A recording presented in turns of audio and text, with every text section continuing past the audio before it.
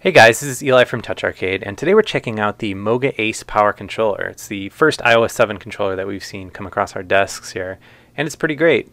It basically looks like the leaked images we've seen with the face buttons and the triggers and all that. It's got a neat little button you can hit to see how much battery is left in the device for charging your iPhone or iPod Touch, as well as this button over here which manages to hit the lock button on your phone. And you got your pause button here, and then this is how you trigger the charging functionality. You can either turn it on or off if you don't want to charge your device, you want to save the battery for the actual controller, or whatever reason. This is what the back looks like. Pretty simple. You can see the triggers a little bit better. There's a little reset switch which I've only needed to use once to get stuff working, and then you have this lock and unlock slider on the back here that controls how it slides open. You want to keep it locked when you have it in your bag, obviously, so it doesn't just flop open on you. And it's really kind of neat how it connects. All you really need to do is pull it apart, and that's where you set your iPhone or iPod Touch. In this particular demo, we're going to be using an iPod Touch, but it also comes with two different plastic inserts that are sized differently for the phone. But in my experience, you can just use these and throw your iPhone 5 in there, and it works fine. It just isn't totally solid. So to put your iPod in there, you just line it up with the lightning connector, shove it down in there, and then pull the top up so it locks down in, and there you go. You're ready to play. It just connects over the lightning port, so this isn't a Bluetooth controller, so there's no setup required at all. It seems to work pretty good with the games that support it, so let's take a look at a few of those. Dead Trigger 2 by MADFINGER Games is a recently released free-to-play first-person shooter. And this genre was what I was most excited to see with actual physical controls, because I've never really liked them with touch controls. They just have felt a little too sloppy for me. I never feel like I have the precision that I do playing an Xbox 360 game or something like that.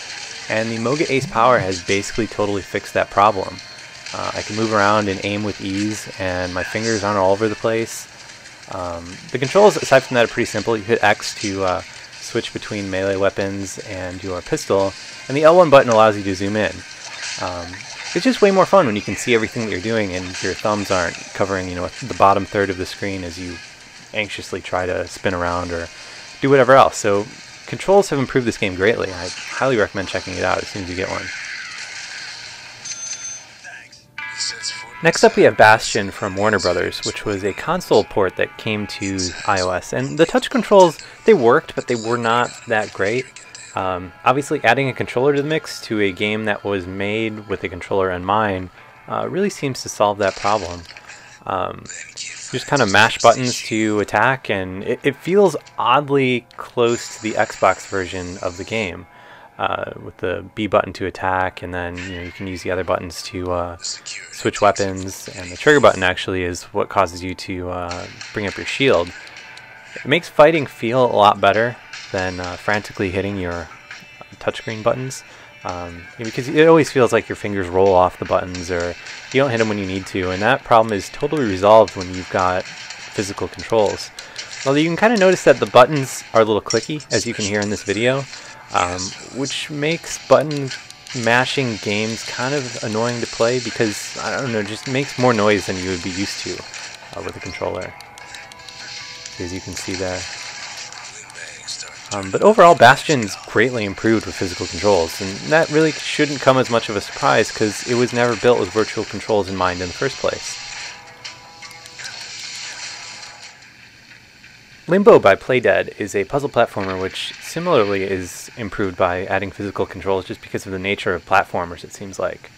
Although it seems like Limbo is a little bit more fun to play on a big screen, and the unfortunate side effect of the way this controller is designed in using the lightning port is that you can't use the lightning to HDMI adapter. You can play over AirPlay via mirroring, but the problem with that is the tiny lag between the controller and your iPod Touch, and then all that getting blasted up into AirPlay, and then down through your Apple TV and back to your TV, adds enough latency that it becomes pretty noticeable, especially in games where any kind of precision is valued. So that's a little disappointing, but overall, just like the previous two games, Limbo is an experience that's greatly improved physical controls. It seems far less frustrating to play when you're not missing a jump or something like that because, you know, you wandered off the virtual control segments of the iPod Touch or iPhone or whatever you're playing it on. So basically following the theme of games that were console ports or required actual, or were designed for an actual controller, are better with the MOGA Ace Power. FDG Entertainment's OCEANHORN is an interesting example to look at when it comes to iOS 7 controller support, because it was designed to be a touchscreen game. You could argue that Dead Trigger 2 was as well, but first-person shooters have always lent themselves to different controls that aren't touchscreen controls, at least in my opinion. And then Bastion and Limbo were both console ports that came to iOS, so naturally they don't work as well with virtual controls. OCEANHORN, however, was designed from the ground up with virtual controls in mind, and it almost seems like it makes no difference whether or not you play it with a controller. The virtual controls in OCEANHORN are great. The buttons are positioned in a way that it's never really a problem. And what's strange is when you play it with a physical controller, it almost seems like the game is too simple for your controls, in that you really only are ever hitting one button. The analog stick's a little weird because I feel like the touchscreen controls just are more precise, which is kind of an odd thing to experience because you're so used to a controller being better. But as you can kind of see here, every once in a while I have a little trouble moving, and that could just be a calibration issue with the developers not having a physical controller to test on or anything like that. But I'm definitely preferring OCEANHORN just on the touchscreen itself, which wasn't really something I was expecting. I thought everything was going to be improved by the controller. So definitely take a look when these are released.